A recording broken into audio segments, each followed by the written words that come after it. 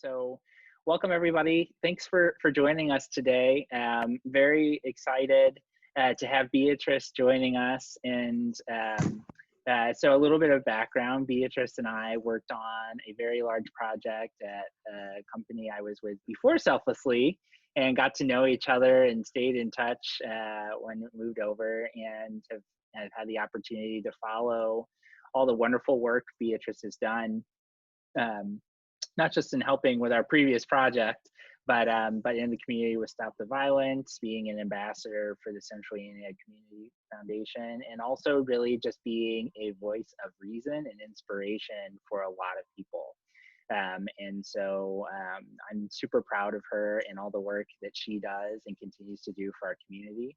And so thank you for that. And I think we're now moving into our next phase of what this pandemic looks like. And so as we're getting optimistic about being able to hopefully reintegrate into our communities again, what does that look like? How do we do it effectively? And then too, like how do we get used to what our new normal is going to be? And so it's a perfect time to have you.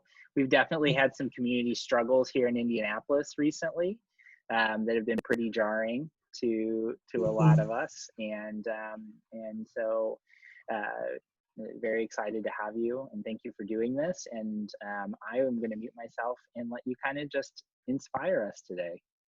Well, thank you, Josh. Thank you for having me. I am going to share my screen because I believe in the power of presentations, right? And it's like, oh man, is this going to be that formal? It may be, it may not. So give me just a sec. There we go. So let me start off. This is going to be casual. This may not take the entire hour, but I'm going to share with you, my background, some of the things that I've done, some stories of hope, while we have been trying to navigate, this pandemic. And so a little background about me, as Josh stated, we run an organization called Stop the Violence Indianapolis, where we work with youth and their families, and they live in urban communities where it's high crime areas, a lot of disparity, and a lot of hopelessness. So we do that. We focus on 4 pillars, which is prevention, intervention, retention, and recovery, spending a lot of time in the preventive area. In addition to that, I am a CICF ambassador, representative, but more importantly, I am a resident, right? I live in a community, and so that's where I'm really focused, and tie all of that together. Want to talk a little bit about how I began doing this work. When I think back, and as I was putting this presentation together, I was like, wow, I've been doing this work for a very long time. Was it intentional? Did I decide that this, was what I wanted to do? Nope, not at all. Nope, not at all. I can remember being a little girl, and my parents, well, mainly my mother actually, we would give back, was always a norm. I grew up in church, and from a church perspective, you always gave back to others. You always was a servant to others. That's what you were groomed to do. And so I just did it. I did it because it was the natural thing to do. And so as as I navigated through life and became a teenager and, went off to college and began to form my own way, I kind of went into a different path, right? A career. So did that, but then I was like, no, something's missing. I still want to mentor. I still want to work in the body of my community. I want to do more than just donating to the breast cancer awareness or participate in a walk. I want to do a lot more than just that. So I said, well, let me get out here and do more of that work. And then in 2010, like I said, my husband and I decided we wanted to do this full time. And so hence we land here, and this is how I got into this space. Now, when I when Josh and I were talking, and we had a meeting, so he didn't say this part, but he was like, hey, I want to meet with you to talk about, some of the needs of your organization and what this looks like from a volunteer perspective. And I was like, oh, great. So I had my list, and we caught up, and then he said, I also want you to do this. And I'm thinking, oh, that's not what I thought. This conversation is totally different. And so I was like, wow, thank you. Thank you for the offer. But for me, I always ensure that it's what I should be doing, right? And so I did not say yes at that time. I said, let me walk away, let me pray about it and make sure that this is what I need to be doing, because I want to make sure that I'm always able to pour into someone, right? I want to leave them better than what they were before they connected with me. And so hence I said, yes, I'll do that. I'm honored that you would ask me. And so as I began to think through what I wanted to talk about, it's a combination of a lot of things. And so I got it down to about 8 slides. So just be patient with me. I promise I won't keep you longer than I need to. But I went out there and I started to think about community. And I knew about community because I live in a community, I work in a community, and I play in a community. So I knew what a community meant, right? So I said, well, I want to go out there and I want to see what the Webster Dictionary calls community. And, it's a group of people living in the same place or having a characteristic, in common. And then I said, okay, I do that. That's true. And then I got to the second one. It's a feeling of fellowship with others as a result of sharing common attitudes, interests, and goals. And I said, yes, I do that too, because, I have a pocket of individuals that I work with from a track and field perspective, mentoring and life coaching students, and then the work that I do. But what happened as I was navigating on Google just to see what else there was, they were saying about community, I came across something called, an organization called Fever Bee. And in Fever Bee, they listed out 5 types of community, and I thought this was really interesting. The very first community that they mentioned was interests, so it's a group of people who share the same interests and passion. And I thought, wow, we all do that. We're in this work, we have a passion for serving people. And I'm like, okay. Then it was the community of action, right? So there's people trying to bring about change. And I was like, okay, I can see that. We all are serving people, working in the community, non-for-profits. A lot of us are running non-for-profits. And if we're running businesses, we're in that grouping as well. Then we went into the place, and it was, people brought together by geographic boundaries. And I was like, okay, I live in here in this area. I work in the Martindale-Brightwood area. Our office is located over there as well. So, that brings us together as community. And the fourth one is practice. People in the same profession or undertake the same activity. I was like, wow, this is really good. I really like the 5 types of community. But where it really got interesting to me is when we got to number 5. And it was the community around circumstance. And it's communities of people brought together by external events or a situation. And what I thought about was the pandemic that has brought the entire world together based on a situation, right? COVID-19. And when I break that down further, it brought Indianapolis together. It brought communities that normally didn't maybe touch each other together because there was a need, because everyone was in this pandemic together. It wasn't excluding anyone, it was there. We were all there together. And as I began to do that, I started thinking about, wow, we service a lot of communities, we work in a lot of communities, but the one that really is near and dear to my heart is the Martindale-Brightwood area, right? And so as I was thinking through that circumstance, what does it look like? What did it look like? And I was going to take you down this whole history trail, right? From all the way back. And I said, no, let me stay, in line with the description that Josh sent over to me. And he went back as far as 2019. And I was sitting there and I was thinking about, wow, in 2019, what were we doing in the Martindale-Brightwood area, right? I remember this is a picture of a circle, it's a Circle Up event that happens in the Douglas Park area. We had done another event called Rising Up Martindale-Brightwood area. The new library was being built off of 25th and Sherman Drive. They had just closed the last banking institution that was there in 2019. And so I began to reminisce, right? And I'm like, wow, there was a lot that happened in 2019. And then it brought me to now. It was almost as if the community came to a standstill, to a halt because of the circumstance, right? Because of COVID-19. And I'm like, man, there aren't any children out in the parks. They're not playing. There aren't any events that bring people together so that we can interact and socialize and conversate and gain a better understanding and appreciation of what each other brings to the table. It was none of that. We were placed in a time where people truly needed to understand how they were going to live day by day based on the lack of some resources, right? Some basic needs, some things. And I'm like, man, that just blows me away. How I can go from being in, that past and having that visual of, that interaction and that excitement and that hope, right?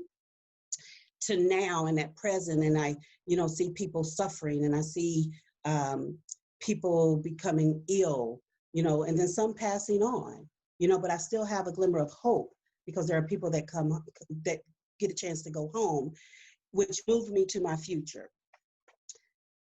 And I get there because I know there's hope. There's always hope. And I have a unique opportunity. I have a unique opportunity to help those that feel like they are in a place of despair. And I say that not only from the perspective of the community work that we do, but I say it from a perspective of the relationships that I have, right? And the interaction of family members and friends. My best friend, and I may deviate from my notes a little bit, but that's why this is all natural and we're all friends and we just having a conversation.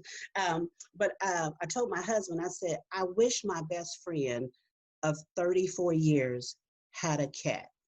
And he was like, what? I said, she needs an animal, a fish or something. And I say that because she lives by herself.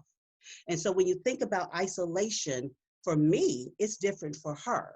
I have my husband, I have my son, so I can talk and I'm interacting with people, right? Oh, and I'm sorry, and she is in the high risk category because she has autoimmune disease. And so she doesn't have the luxury to put on a mask and go out to the grocery store where she can at least, say hi and see other people. She's in this place of isolation. And so I was like, I wish she had a pet or something that could be there with her during this time. And so you reach out. And so when I think about the hope and the connectivity and the touch points, I look forward because I check in every day. I check in every day with a lot of different people, right? Because that's just me. I'm like, hey, how are you doing? Every meeting that I go on, I'm very intentional before the conversation starts is to say, how are you? And you can tell in the voice or in the body language, if they say, oh, I'm fine. And I'm thinking to myself, no, I've seen something different there. Are you truly fine? Do you want to talk? And we spend some time in that place. And so that's what gives me hope. As I step through and I understand more about that community piece and that piece around hope, I'm a reflection of my community, right? They see me and they see the smile, and I try to stay above water while I'm interacting with those that are less fortunate right now than I am, right? And so I do it and I come to it always from a place of empathy. And so what this is a picture of my family. That's my husband, our son, and these are pictures from the Martindale Brightwood area. And what I want to share with you right now is some stories of individuals that live in the area that I didn't know prior to COVID-19, right? And so when I think about all the things that COVID-19 has done, I get in a place that I still have hope. And I interact with empathy and compassion and with love. Because the first story I want to share with you is there's a woman by the name of Miss Spivey. And I received a call and said, I have a lady who needs some help. And I was like, okay, give me her number and I'll call. So I called Miss Spivey and I said, what do you need? And she said, oh, I don't need anything. I'm fine. And I was like, thinking in my head, no, there's something there, right? And I said, well, I received your name from such and such a, and they said there were some things that you needed. What do you need? And she said, no, I'm fine. I said, no. I said, I need you to tell me what you need, and it is okay. And she said, I really could use some food. And I said, okay. I said, okay, I'll be by. I'll bring you a gift card. Do you have a way to get to the grocery store? She said, yes. And I said, okay. I said, I also heard you have a son who had a birthday. And she said, yes, he turned 7. And I was like, wow, he had a birthday during COVID-19. Now, if you step back and you remember when you were 7 and you had a birthday, you anticipated the party, you anticipated the presents, you anticipated interacting with your family and the birthday cake, right? And so here's a little boy who had a birthday party during a time where he can't go outside. And all I knew was he has to have some presents. So I said, I said, give me a moment, give me some time, I'm gonna run to the store. So I go to the store and I pick up the card and I said, let me go to Target, right? I said, I know boys, I had 4 of them. I know what little boys like. So I'm getting some Legos and I'm getting, a Rubik's Cube. I'm gonna get those little trucks and that's what he's going to get for his birthday. So I took this package over to her along with this gift card. And I said, here you go. If you need anything else, please lock my number in and call me. And she said, okay. And she said, thank you. And she shut the door and I walked away. Later on, she called me and she said, Miss Beverly, I wanted to call you back and say thank you. And I said, you're very welcome. And she said, but I wanted to share with you that I have 8 children. And my oldest, who is 16 years old, actually sat down and played with his little brother. He played with the Lego set with his little brother. She said, it made me cry. She said, because normally my 16-year-old never has time for his little siblings, right? She's like, he's on his phone, he's doing some other things, he's interacting with his teenage friends, or he's playing basketball. She said, but he sat down and he played. And she said, it made me cry. And that's when she began to tell me her story. And she shared with me how, she's been struggling for a long time. She was in a program where she had to set some goals and accomplish those goals so that she could do better for not only for herself, but also for her children. And her goals were to get her high school diploma, not GED, get a job, and get a certification for child care assistance. She achieved those goals. She received her high school diploma. She got a job at Amazon, which she's still working there. And she received her certification. I tell you that story because after all of that happened, COVID-19 happened. In addition to COVID-19 happening, her rent went up. So she went from $300 a month to $800 and something a month. Then you have COVID-19 happening, and then you have to do e-learning for your children at home, but you don't have access to a laptop yet. You don't have access to internet. And so all of this stuff, and she began to share her story. And I thought, wow, that one piece, that one connect point opened this woman up enough where she became vulnerable, where she wanted to share her entire story. And so I say that to you because it kept me in a place of hope. If we can do those those small things opens up a door so much bigger. And so we still talk, we still connect, because one thing about me, anybody that knows me, I don't do one and dones. So once I got you, we riding this thing out and we working through that. So I wanted to share with you how one little piece of thing, one item opened up transparency, vulnerability, and progress. But also it opened up that relationship back for that 16-year-old to be able to play with his little brother, his 7-year-old brother. Went back to the basics. It had nothing to do with technology. It had nothing to do with, TikTok and all that stuff. It was, they sat on the floor in their home and they began to form that relationship. The second story I want to tell you about is, and I know you're wondering, how does this land? How is this going to keep the momentum going? How are we going to move into what some term is new norm? Well, I'm going to get to that part in a little bit. But the second story I would like to share with you is I received another call from a guy who said, hey, I got somebody over in the Martell Brightwood area, and he's needing some stuff from the grocery store. Can you help? And actually, they didn't call me. They called my husband. So anybody that know us, we tag team, right? If you get a call, I get a call, we doing it. And he's like, hey, that's my wife's area. Let me let you speak to her. And I was like, what does he need? And he said, he needs some stuff from the grocery store. I said, okay, well, we have some access, here, I'll meet up with you and get, a gift card over to you so you can, take it to him. He's like, well, he's 78. He really can't go to the grocery store. And I said, okay, well, I'll give you the card and you go. And he's like, well, he said, you probably don't want me to go to the grocery store for him. Can you go? And I said, well, I have to go and drop off some other things for some other families. I can go to the grocery store, but can you meet me there so that you can take the items over to him?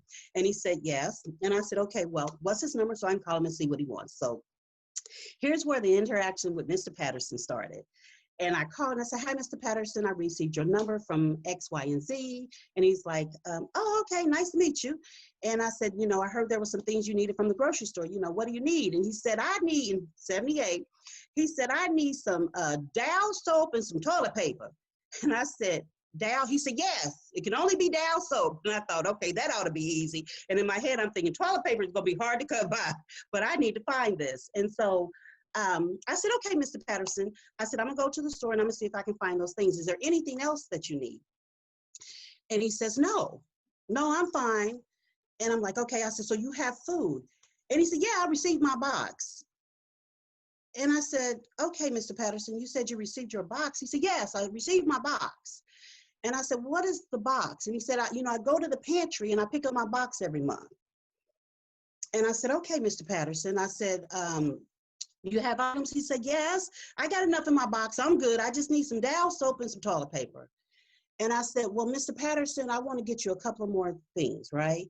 And he said, okay. I said, well, what would you like? He said, I don't care. You can give me whatever you like. Whatever you decide to give me, I'm going to be grateful. I'm good. And then that's when he went on to tell me he's a veteran. I said, well, do you have your medicine? And he said, yes, ma'am. I get that from Eskenazi. I get that. I still drive. I go over there and I pick up my medicine. And I said, Mr. Patterson, you still driving? And he said, yes, I can drive. And I said, okay, Mr. Patterson. And I said, okay. I said, well, what do you want from the grocery store? And he said, I'll take whatever you get me. It don't matter. And I said, okay, Mr. Patterson. I said, I can get that. And that's when he went on to tell me that he lives off of $400 and something a month. And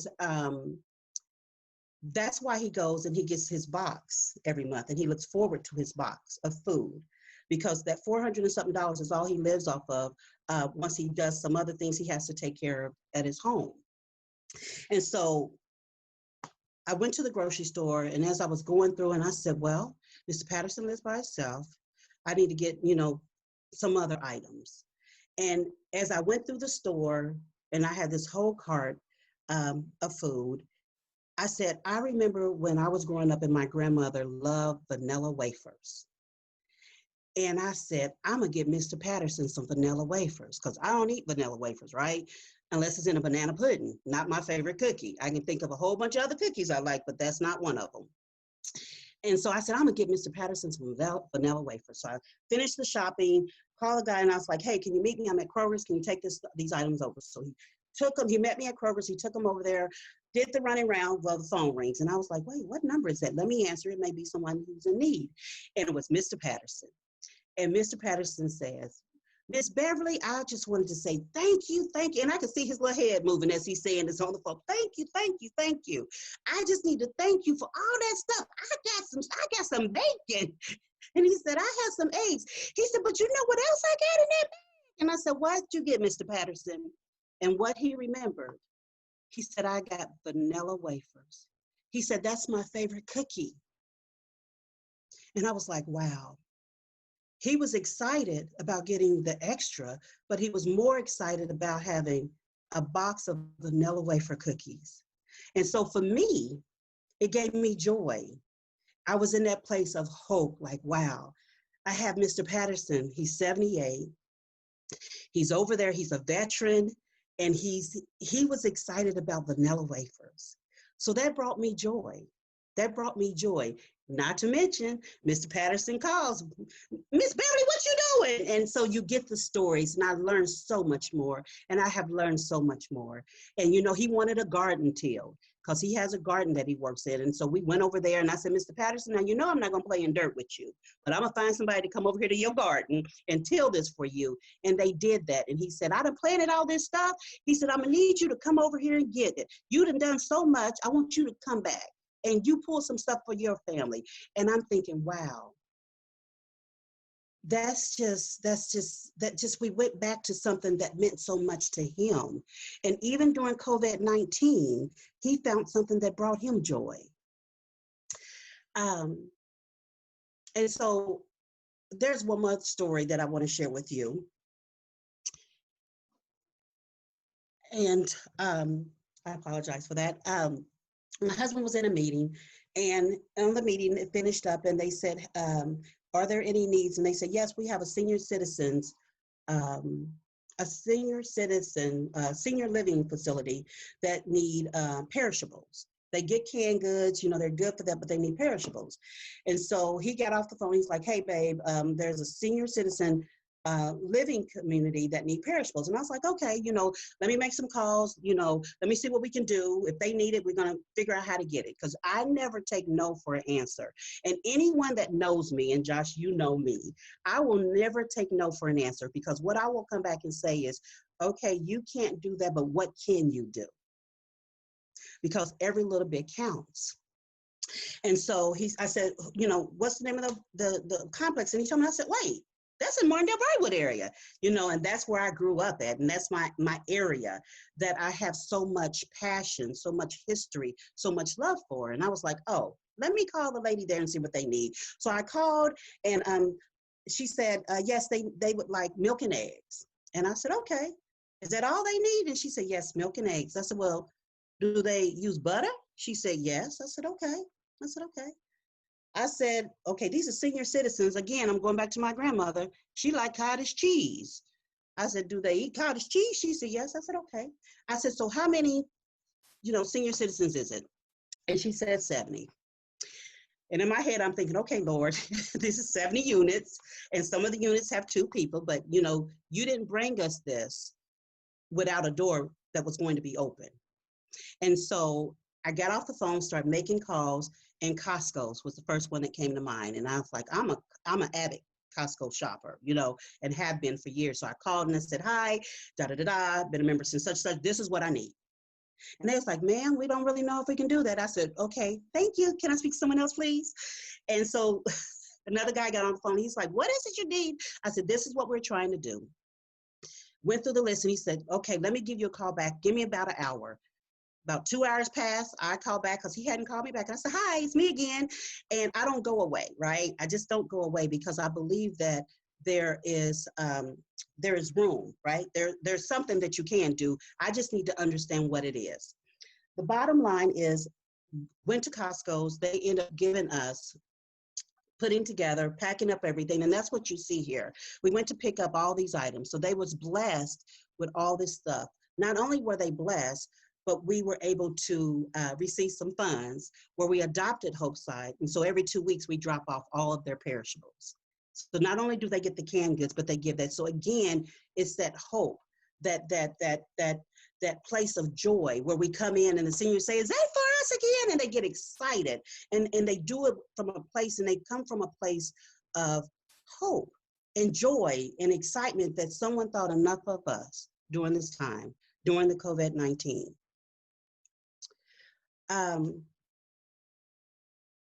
So now I want to move into, you know, how do we keep this momentum going as we begin to navigate back into what some has called the new norm. And for me, I tend to not, I don't, you know, when I think about the new norm, I think of isolation, I think of COVID-19 and, you know, what that looks like, because I really don't know what it looks like in that future. I just know that we have an ability to do things different than the way we have been doing it in the past. And so I would put this question back on you. And Josh, I don't know if we can do this, but I would like to hear from those that's on the call. If you can just in the chat, type in, you know, how will you keep the momentum going? as you begin to navigate out of the place of where you've been working, not only for the communities that you serve, but also for yourself. So this is interactive. And so if then folks can start chatting and putting that in there, and I will probably be able to see that as they pop up. Don't all you guys type at one time? I'll wait. Oh, I have one up. Let's see what that says.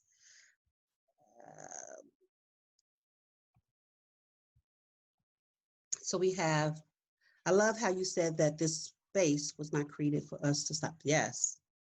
That's a great point. Yes. Any other ones?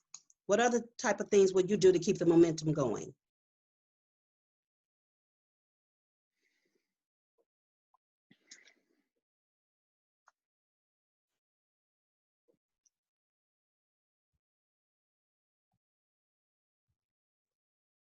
Okay, well, I'll share some of mine. It looks like Brooke may have said, find the open doors that help the community. Yes, that's a great point. Because you know what, there's a lot of places and people that are doing things across this community as a whole. And we just didn't know it, right? We tend to stay within the boundaries of our community, that geographical area, and we work there because that's where we're comfortable. But when you come out of that, and COVID-19 calls us to come out of our old norm, and we had to move into the possibility of this new norm, it opened up so many doors. But not only did it open up the doors, but it opened up relationships. You know, again, it's not a one and done. It's relationships that last a lifetime. So when someone else said, yes, I love that. When everything opens up, don't forget that there is still a need throughout the community. I'm glad you said that, Bethany. I was talking to one young lady, and she stated, she's someone that I meet with regularly. She's one of our other ambassadors. And she said, you know what, I've been living in a pandemic my whole life. And I was like, wow, you know, that's deep. That's deep when someone says and can realize that this was just part of the norm for me. This was just part of the norm for my community. And when she said that, I thought, wow, when I think about Martindale Brightwood area and all of the despair that they've gone through over decades, a lot of them have been living in a pandemic the majority of their life, because a lot of the senior citizens that's located in that area have lived there their entire adult life. 76% of the population are senior citizens, and they've lived there, and they'll tell you in a minute, I'm not moving, you know. And so, you know, they don't have access to some things. So I'm thinking, wow, that's, you know, those are the type of things we have to continue to remember, that we cannot stop and drop the ball, because now we have access to restaurants and streets being, you know, cut off so that we can come back together and go back. Don't want to go back to what we used to do. We need to stay where we are now and move that forward with hope in mind, with empathy in mind. And so I will tell you the type of things that I plan on doing to keep the momentum going. But before I go there, let me say this. I have realized during COVID-19, because I am a people person, it didn't hit me until I got into about week 3. And I literally was going through this place of just being short, you know, with my husband, and being short with our son, and I couldn't put my finger on it. I couldn't put my finger on what's wrong. So I did what I needed to do for everybody else and in the community, and, you know, on the Zoom calls and, you know, in the meetings, and I was there. But then when all that shut down, I was in this place of, what is this? And I realized that, and I put it on my Facebook page, and I shared it with people, and I said, I miss hugging people. And I told my husband, I said, no offense, you work, but, you know, I need that relationship. I miss that interaction with people. I miss the authentic, you know, how are you? Let's do coffee, you know, because it builds, it just increases the, you know, I always think of it when I meet with somebody and I'm talking to them and I'm getting to know them, I'm depositing into the bank, right? I'm depositing into the bank, and my bank is just getting fuller and fuller. And I love it when it overflows. And then I can go purchase something, right? I get to purchase something. And right now, it's been depleted. I've been doing withdrawals, trying to just keep it going, because I realized I wasn't taking care of me. And so I say that the very first thing we have to do is come to terms where we are and what we need. And although I still have not been able to get it, and one of the things I missed was my mom, we go and we have, dinner and holidays and, we all get together. We've not been able to do that because she's a senior and I didn't want her to be exposed. I didn't know if I was asymptomatic, Karen, and I didn't want to expose her because I know that I'm out in the community doing stuff. So I've not had a chance to be there in my mother's home, right? And so I missed that. But I had to acknowledge what it is that I was missing, come to terms that I can't have it right now, but know that there is hope that I will get it again before I could continue to go down this path of what I can do for others. Because you can't pour into someone else if your cup is empty. And so that's the very first thing I would say that I have to do for myself before I go out here and continue to do the work that I was designed, purposed, and destined to do. And so with that said, I will always remember why I began doing this work in the first place. And it was because it brought me joy. It brings me joy. It's because it's necessary. Again, I grew up in the Martindale-Brightwood area at 2907 North Alany, and then moved to 3607 North Station. I went to School 51. I went to Forest Manor. I remember the streets and what it looked like, and when the lights would come on and we're outside playing, and your mom said, "Don't let the street lights catch you," and you was in the house prior to then. I remember those things, and I remember that it is necessary. And the fact that it does bring me joy, and that I enjoy serving people with no motive. No, I don't need the recognition. I just enjoy seeing you happy. I enjoy hearing that Mr. Patterson was excited about vanilla wafers. I enjoy hearing that this 16-year-old brother enjoyed playing with his 7-year-old brother. I enjoy seeing families coming back together and going back to, it is okay to be in this house and we can play a game, or we can color, or we can go back to some of the things that were basic to us that we had forgotten that brought us so much joy. The second thing is I will always remember that I am a source and not a resource. And what I mean by that is a resource has limitations, right? Money, and when it runs out and you can't do anything, but a source is unlimited. And I will always be able to be a source to everyone that I serve. If it's nothing but getting on the phone and actively listening. And as that mother is telling you that she is above water, she's trying to stay above water, and she's crying, and she just wanted to express herself with no judgment. That source is unlimited. It takes nothing. It takes no dollars. It takes no food. It takes me just saying, I'm here and I'm available. And so if I always work from the place of being a source versus a resource to everybody that I come in contact with, I know I'll keep going. I know the momentum. Actually, it'll get stronger. And when people see that, they'll come on board and they'll do that same thing. The third thing is I will continue to trust people without question. I will trust because their truth is their truth. Their story is their story.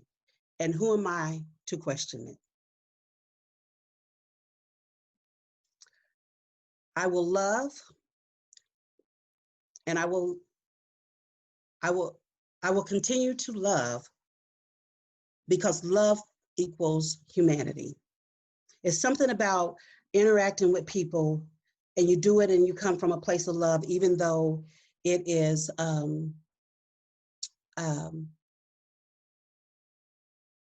someone you don't know.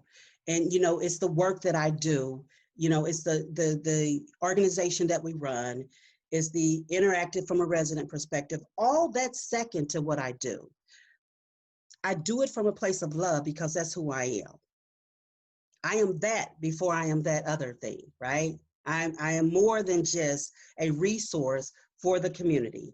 I am a source for my community that comes in love and trusting of people. And the last thing is, I'll keep the momentum going because I'll come from a place where I want to build authentic relationships without judgment. Because we all now have experienced something that has placed us in a circumstance, which was COVID-19, where we have been impacted. You may not have been impacted in the same way from the perspective of job or the lack of food or the lack of, other types of resources, or from a place of people who were sick or even people who have died. We all can relate. And so when you build those relationships and come with building authentic relationships without judgment, it keeps the momentum moving.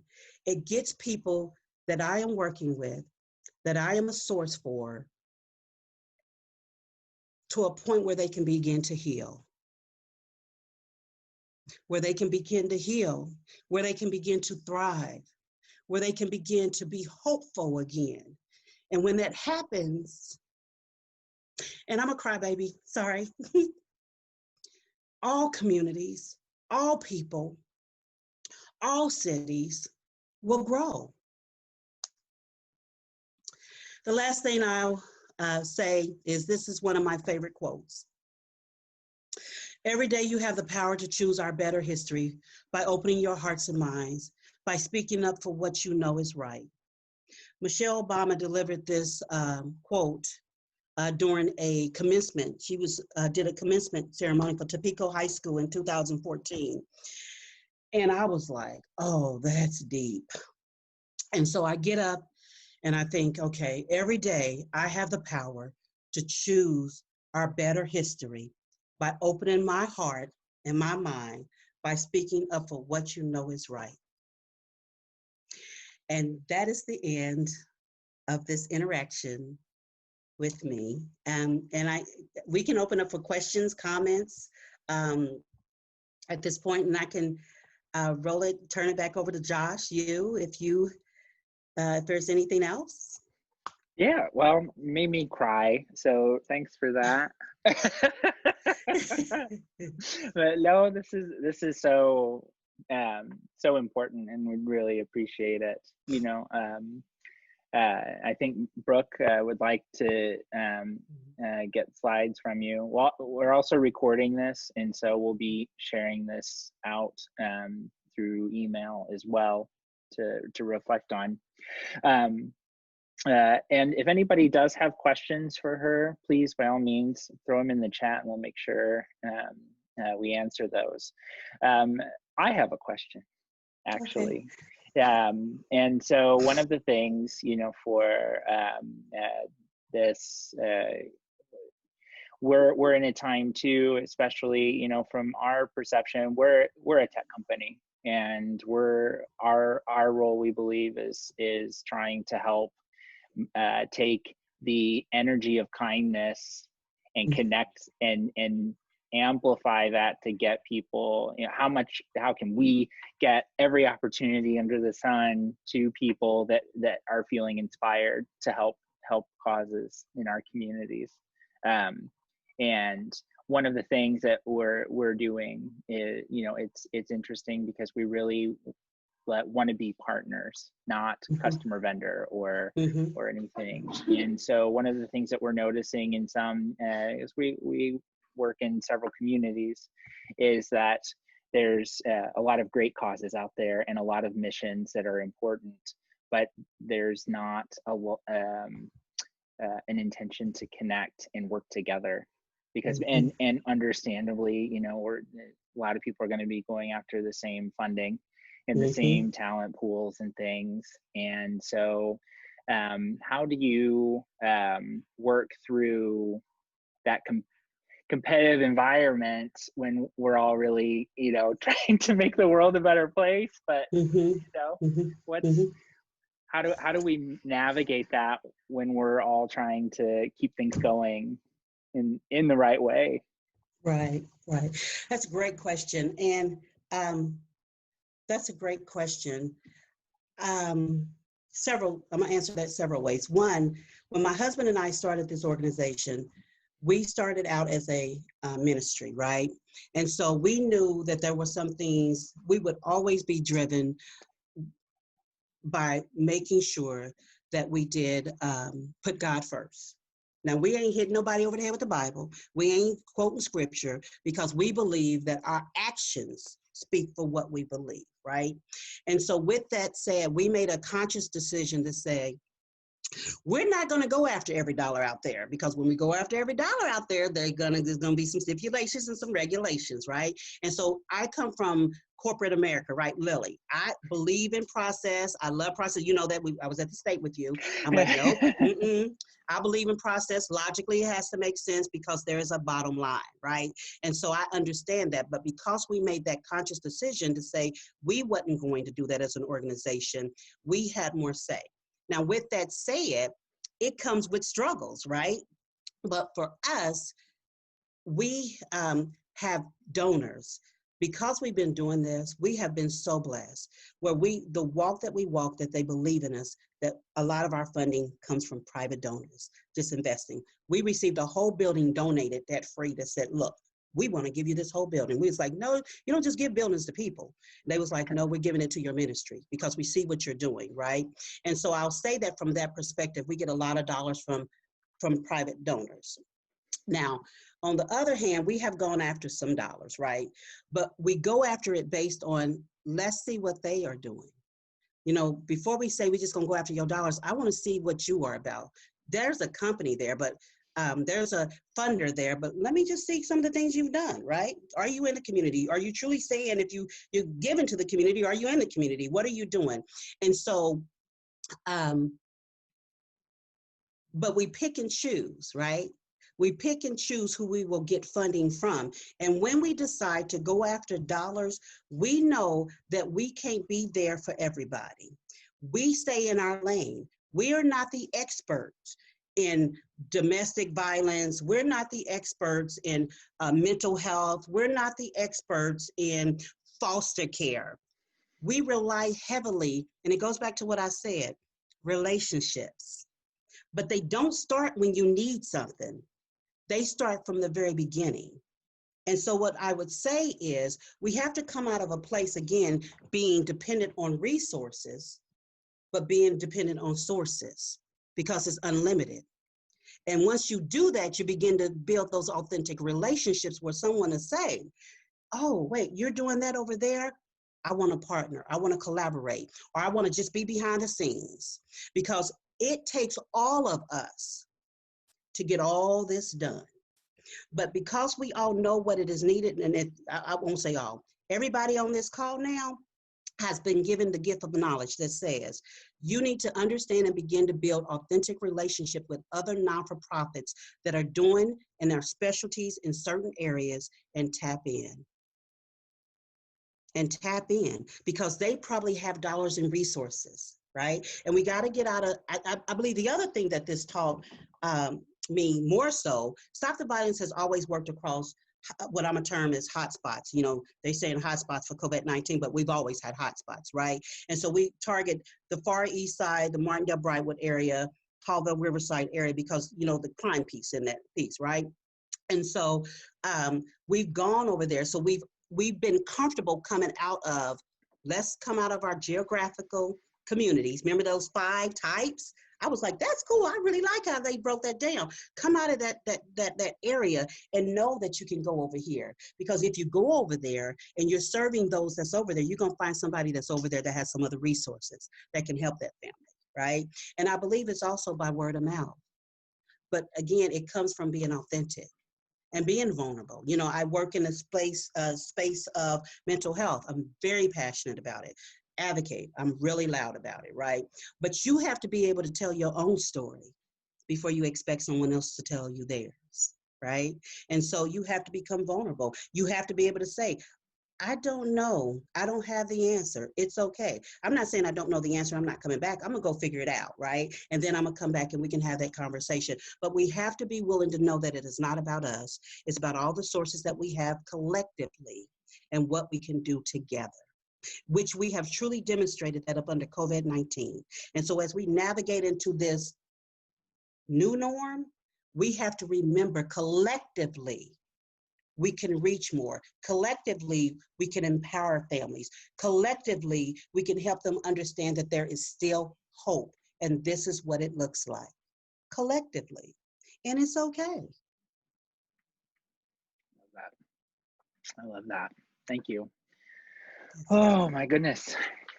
Well, I really appreciate hearing from you and everything. And I think I'm excited to share this conversation out to our network as well, because I think you're saying a lot of things that need to be heard right now.